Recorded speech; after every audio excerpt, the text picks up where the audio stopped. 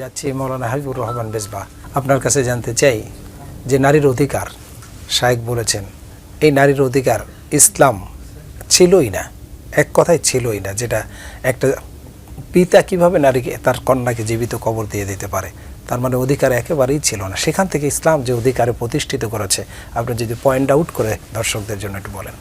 যখন ইসলামের আবির্ভাবই হয়নি, তখন জাহিলিয়াতের যে যুগ প্রচলিত ছিল, সেই যুগে যখন নারীদের কোনো অধিকার ছিল না, যখন ইসলাম প্রাথমিকভাবে আগমন করেছেন, তখন থেকেই আল্লাহ সুবহানাহু ওয়া তাআলা তার প্রিয় হাবিব মুহাম্মদ রাসূলুল্লাহ সাল্লাল্লাহু আলাইহি সাল্লামের ভিতরে কনসেপ্ট ঢুকিয়ে দিয়েছেন কিভাবে সেই অন্ধকার জাহিলিয়াতের যুগে নারীদের সম্মানটাকে সমুন্নত করা যায়।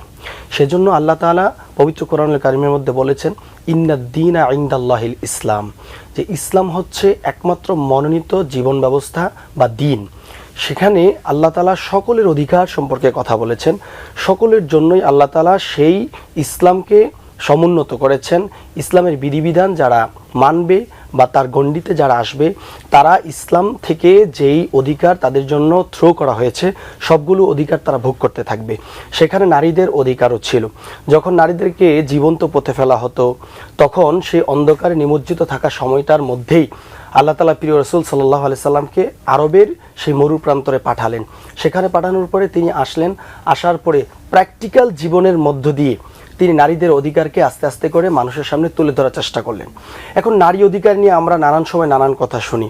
নারী এবং পুরুষদেরকে সাংঘর্ষিক সম্পর্কের রূপ দেওয়া হয়েছে, নারী এবং পুরুষকে সমান অধিকারের নামে সাংঘর্ষিক রূপান্তরিত করা হয়েছে, কিন্তু ইসলাম বলছে ভিন্ন কথা। এইখান থেকে আবার আসবো একটু ব্রেকের পরে। দর্শক, সময় হলো বিরতির, আমাদের সাথেই থাকুন, ফিরছি একটা বিরতি নিয়ে।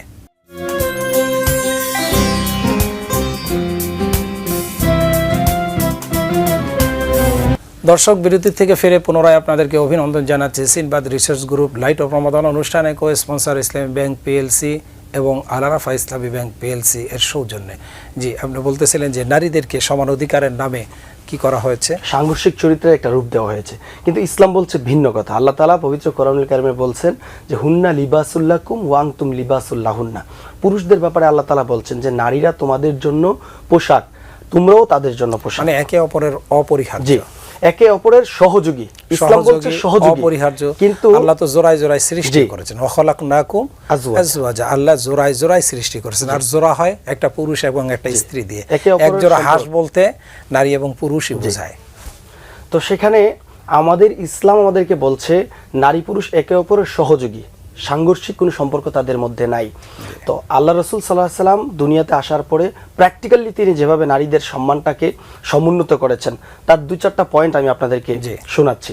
এক নম্বর হচ্ছে, যারা বলে নারীদের কোনো অধিকারই নাই ইসলামে, তাদেরকে বোঝানোর জন্য আমরা সহজভাবে এভাবে বলতে পারি যে নারীরা যখন উপযুক্ত হয়, তারা পুরুষের তুলনায় সবচেয়ে বেশি ঝুঁকিতে থাকে। এজন্য তাদের নেতৃত্ব দেওয়ার জন্য তাকে পুরুষের কাছে অর্পণ করা হয় বিবাহের মাধ্যমে। ইসলাম বিবাহের এই সুন্দর সিস্টেমটি প্রবর্তন করেছেন যেন নারী একজন পুরুষের কাছে গিয়ে নিরাপদ থাকে, তার ন্যায়সঙ্গত সমস্ত অধিকার যেন সে পুরুষের থেকে আদায় করে নিতে পারে। আর দ্বিতীয় নম্বর হচ্ছে, একজন নারী যখন একজন পুরুষের সাথে বিবাহ বন্ধনে আবদ্ধ হবে, সেখানেও নারীদেরকে একটা স্বাধীনতা দেওয়া হয়েছে। সেটা কি, নারী তার ইচ্ছে মতো করে একজন পুরুষকে নির্বাচন করে নিতে পারবে। যেমন পবিত্র কোরআন শরীফে বলা হয়েছে, ফালা তাদুলুহুন্না আইয়ানকিহনা, যে তাদেরকে স্বামী নির্বাচনের ক্ষেত্রে তোমরা জোরাজুরি করো না, স্বাধীনতা দিয়ে দেওয়া হয়েছে। তো এটা কি ইসলামে নারীদের জন্য স্বাধীন নয়? এখানে তারপরে তৃতীয় নাম্বার যেটা বলা হচ্ছে, একজন নারী যখন একজন পুরুষের কাছে বিবাহের সময় দুইজন দুইজনকে পছন্দ করার অধিকার ইসলাম দিয়েছে। আপনার নারী যখন পুরুষের কাছে অর্পিত হয়, সে নিজে নিজে হেঁটে গিয়ে হবে না, বরং ইসলাম সেখানে একটা সিস্টেম দিয়েছেন যে মোহরের মাধ্যমে নারীকে বৈধভাবে সুন্দরভাবে তার ঘরে নিয়ে আসতে হবে। নারীকে নেওয়ার ক্ষেত্রে একটা জরিমানা দিতে হবে পুরুষের জন্য। জি, এটা হচ্ছে ইসলামের একটা সৌন্দর্য, ইসলামের একটা রূল। আল্লাহ ফরজ করে দিয়েছেন এই জরিমানা, এটা ফরজ। তারপরে আল্লাহ রাসূল সাল্লাল্লাহু আলাইহি ওয়াসাল্লাম বলছেন, নারীকে শুধু বিয়ে করছো, মোহর দিয়েছো, বিষয়টা এখানেই সীমাবদ্ধ নয়, তার সমস্ত দায় দায়িত্ব নিতে হবে। এবং সেটা কিভাবে নিতে হবে, আল্লাহ রাসূল সাল্লাল্লাহু আলাইহি ওয়াসাল্লাম তার গোটা জীবনীতে উম্মতের জন্য নিজে সেটা আমল করে দেখিয়ে গিয়েছে। ইসলামী একমাত্র জীবন বিধান, ইসলামী একমাত্র ধর্ম যেখানে নারীদের সমস্ত অধিকারকে সমুন্নত নিশ্চিত করেছে। যে মাওলানা সাহেবের কাছে, যে উনি তো দুই একটা পয়েন্ট আউট করেছেন, কিন্তু এই